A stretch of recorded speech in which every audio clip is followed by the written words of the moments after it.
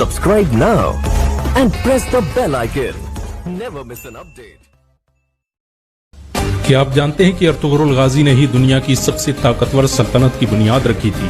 उसने अपने 2000 साथियों की मदद से एक ऐसी हुकूमत कायम की जो 700 सालों तक पूरी दुनिया पर राज करती रही। उसकी नस्लों में पैदा होने वाले सुल्तान मोहम्मद फातेह ने ही दुनिया की सबसे बड़ी तोप इजाद की थी। अर्तुगरुल ने डॉक्टरों और आलिमों की एक बड़ी जमात तैयार की थी जो मुफ्त में लोगों की मदद करती थी। इनका पूरा खर्च अर्तुगरुल खुद उठाता था। अर्तुगरुल अकेला इंसान था जिससे मंगोल भी दहशत खाते थे। 13वीं सदी ईस्वी में जब मंगोलों ने मुसलमानों के सारे बड़े शहर तबाह कर दिए तो अर्तुगरुल ने सोगूत में दुनिया की सबसे ताकतवर सल्तनत की बुनियाद रखी। अर्तुगरुल काई कबीले के मशहूर शासक सुलेमान शाह का बेटा था। सुलेमान शाह ओगोज की नस्लों से थे जिन्होंने चीन से भागकर ईरान और शाम में पनाह ली थी। आपको ये जानकर हैरानी होगी कि चीन में आज जिन उइगर मुसलमानों पर जुल्म हो रहा है वो ओगोज की नस्लों और अर्तुगरुल के खानदान से ताल्लुक रखते हैं। बहुत कम लोग जानते हैं कि अर्तुगरुल गाजी ने कुरान को अपना संविधान बनाया था। उसकी हुकूमत में सूद और ब्याज के इस्तेमाल पर सख्त मनाही थी।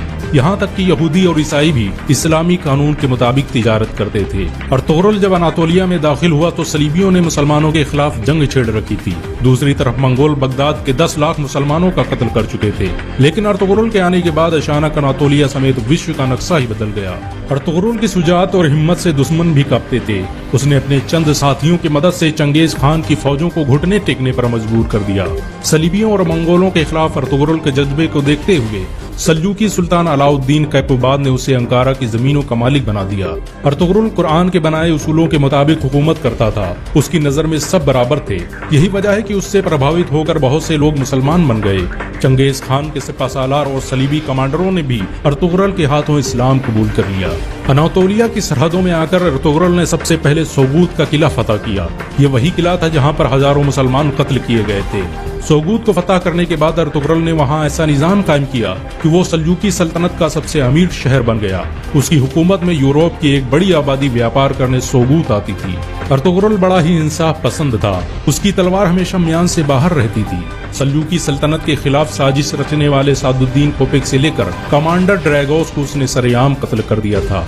अर्तुगरुल ने जिस सल्तनत की बुनियाद रखी उसने मात्र 100 साल के अंदर ही आधी दुनिया को फतह कर लिया। इस सल्तनत की सरहदें एशिया से लेकर यूरोप और अफ्रीका तक फैली हुई थी। यहाँ तक कि पूरा भूमध्य सागर खिलाफत उस्मानिया के कब्जे में था। 17वीं सदी ईस्वी तक दुनिया की आधी दौलत सल्तनत उस्मानिया के कब्जे में थी। जापान, रूस और फ्रांस जैसे देश तुर्की की खिलाफत उस्मानिया से कर्जे लेते थे। ये सल्तनत इतनी बड़ी थी कि जब इसका अंत हुआ तो 42 नए देशों का निर्माण हुआ।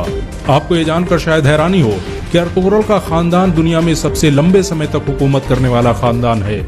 उसके खानदान के 36 लोगों ने 700 सालों तक हुकूमत की। अर्तुगरुल के बाद खिलाफत उस्मानिया ने 500 से अधिक जंगें लड़ी जिनमें ज्यादातर फतह हासिल हुई। अर्तुगरुल चट्टानों की तरह सख्त था। वो जब अनातोलिया आ रहा था तभी रास्ते में उसके पिता सुलेमान शाह की डूबने से मौत हो गई और उसके भाइयों ने अनातोलिया जाने से इनकार कर दिया। लेकिन अर्तुगरुल अकेले ही अनातोलिया आया और सलीबियों पर कहर बनकर टूट पड़ा। मंगोलों ने अर्तुगरुल को मारने की हजारों कोशिशें की लेकिन वो कभी कामयाब नहीं हो सके। यहाँ तक कि उन्होंने अपने दुश्मनों से भी हाथ मिला लिया। बहुत कम लोग जानते हैं कि सलीबी मस्जिद अक्सा और मस्जिद अल हराम को शहीद करना चाहते थे लेकिन अर्तुगरुल ने मुसलमानों को मुत्तहिद करके उनके मंसूबों को खाक में मिला दिया। आपको ये जानकर हैरानी होगी कि यहूदी 13वीं सदी ईस्वी में ही इजराइल देश की स्थापना करना चाहते थे और इसके लिए उन्होंने मुस्लिम देशों को खत्म करने की साजिशें भी रची थी। लेकिन अर्तुगरुल की वजह से उनके सारे मंसूबे फेल हो गए क्योंकि जब सल्जूकी सल्तनत को खत्म किया गया तो अर्तुगरुल ने अपनी हुकूमत का ऐलान कर दिया।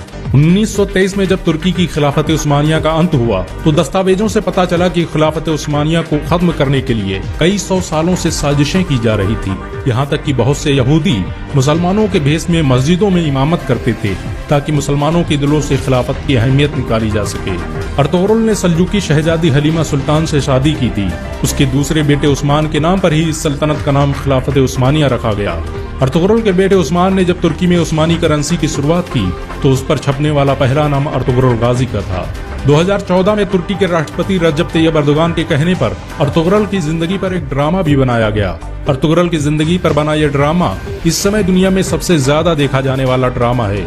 इसे 90 से अधिक भाषाओं में अनुवाद किया जा चुका है और दुनिया के 150 से अधिक देश इसका लाइव प्रसारण कर रहे हैं। अमेरिका ने जहां इस ड्रामे को खामोश बम कहा है, तो वहीं इजराइल इसे दुनिया के लिए खतरा बता रहा है, क्योंकि उन्हें डर है कि मुसलमान कहीं फिर से खिलाफत की बात न करने लग जाएं। सच तो ये है कि मुसलमानों के दिलों में अर्तुगरुल का नाम आज भी जिंदा है। मुसलमान उन्हें आज भी इज्जत की नजरों से देखते हैं। ऐसी और वीडियो को देखने के लिए हमारे चैनल को सब्सक्राइब करें, घंटा जरूर